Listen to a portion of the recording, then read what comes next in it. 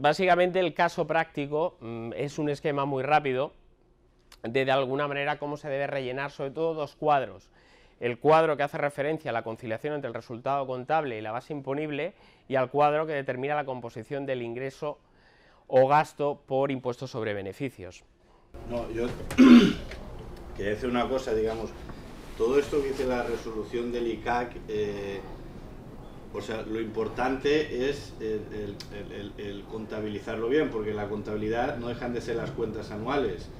Después, aunque parezca un poco teórico o que no tiene que ver con la formulación, con las cuentas anuales o la memoria, sí que es importante saber que esto está así y que hay que contabilizarlo bien. Y luego, aparte de contabilizarlo bien, explicarlo bien. Es un poco, digamos, un poco la idea aquí, de conocerlo y luego decidir también si lo ponemos o no, o qué información ponemos o qué no, o qué contabilizamos o qué no. Pero al menos saber lo que se tendría que hacer. Y ahora... Sí, básicamente, o muy brevemente, este caso práctico trata de poner de manifiesto el cómo de alguna manera completaríamos esos dos cuadros que hemos visto antes en la nota de situación fiscal. Un breve ejemplo, básicamente, en la que, bueno, tenemos un beneficio antes de impuestos con un tipo de gravamen estimado, una diferencia permanente, diferencias temporarias tanto originadas en el ejercicio como originadas en ejercicios anteriores, deducibles e imponibles, que supondrán aumentos o disminuciones en la base. Aquí he introducido el concepto de la reducción de la base por reserva de capitalización, deducciones sobre cuota por incentivos fiscales, no existen bases imponibles negativas pendientes de compensar, y existe un ingreso reconocido directamente en el patrimonio por cambios de valor atribuible a activos financieros, en este caso de 3.000 euros. Esto básicamente lo he puesto para que veáis cómo se completa la variación de las diferencias temporarias de aquellas transacciones que se imputan directamente en el patrimonio neto. Recordad que antes decíamos, los activos y pasivos por impuesto diferido se pueden generar con cargo y abono a la cuenta de resultados o con cargo y abono directamente al patrimonio neto a través de los grupos 8 y 9. Este sería el caso, ¿vale? Entonces, básicamente, resultado siempre, y esto es importante, el que tiene que aparecer aquí es el resultado después de impuestos, y la primera diferencia permanente es el gasto por impuestos sobre beneficios.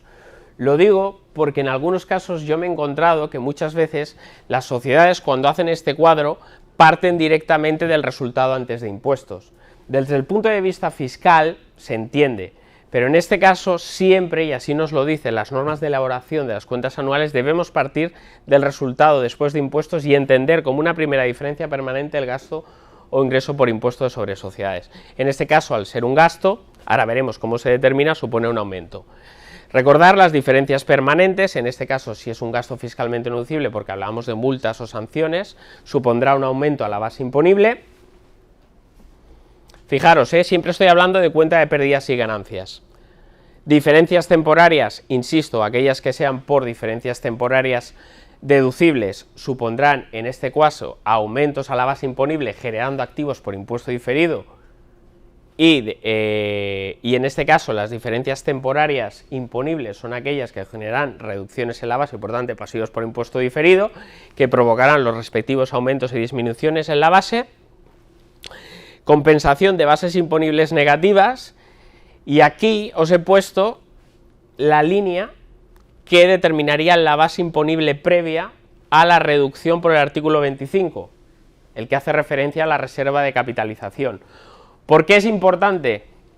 Porque cuando pongamos la diferencia permanente generada por la reducción originada por la reserva de capitalización, siempre tendremos que decir que corresponde a la reducción del artículo 25 y entre paréntesis decir que con un máximo o un límite del 10% sobre la base imponible previa. ¿Sí?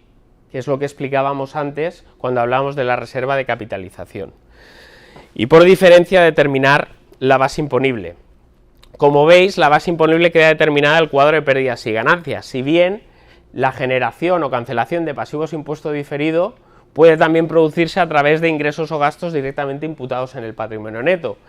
Si recordáis en el ejemplo, hablábamos de una revalorización de activos financieros no disponibles para venta de 3.000 euros. Recordemos que la norma dice que si lo categorizamos como activo financiero no disponible para la venta, los cambios de valor se imputan directamente a patrimonio.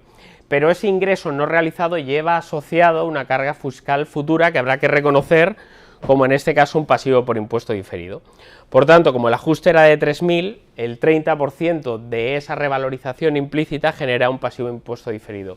¿Cuándo revertirá ese pasivo impuesto diferido? Ante cambios de valor que se imputen directamente al patrimonio neto o ante la realización de esta inversión frente a terceros.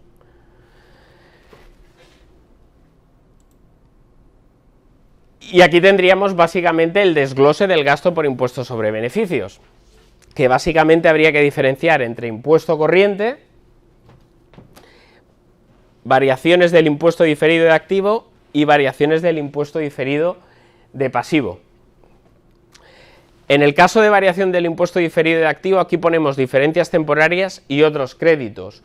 Cuando hablamos de otros créditos, recordar que básicamente hacemos referencia a los créditos impositivos, es decir, la activación de las bases imponibles pendientes de compensar y a la activación de las deducciones generadas pendientes de compensar.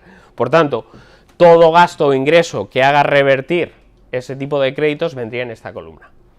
Aquí vendrán los que se originan única y exclusivamente por las diferencias temporarias. Por tanto, si volvemos atrás, si puedes volver un poquito atrás, sí, no, el cálculo de la conciliación. De forma muy resumida, pero esto entiendo que ya se entiende, es decir, el 30% en este caso de las diferencias temporarias que originan, por decirlo de alguna manera, el activo, que creo recordar que es este con este, el efecto neto, que es el 30%, generarían los 1.500, y luego este menos este, el efecto neto, generarían, si mal no recuerdo, los 1.200. ¿Sí? Y por último tendríamos que registrar aquí la variación del impuesto diferido que se imputa directamente a patrimonio neto, en este caso, por lo que decía, por cambios de valor en instrumentos financieros. Lo más normal es que estos efectos impositivos, que van directamente al patrimonio neto, se originen básicamente por dos conceptos: por la valoración que se hace de los instrumentos financieros, por instrumentos de cobertura, aunque suele ser un caso más residual, pero sobre todo por subvenciones. Todas aquellas subvenciones cuyo ingreso pendiente de reconocer, básicamente subvenciones de capital, se imputen directamente al patrimonio, el ingreso pendiente de reconocer lleva asociado un diferimiento, dijéramos, de la carga fiscal. Por tanto, automáticamente que contabilicemos un ingreso tendremos que contabilizar el 30% si tributáramos al 30% como un pasivo por impuesto diferido. Es decir, si tengo una subvención de 100, contablemente es la regla de 3. 70 sería subvención, 30 pasivo por impuesto diferido.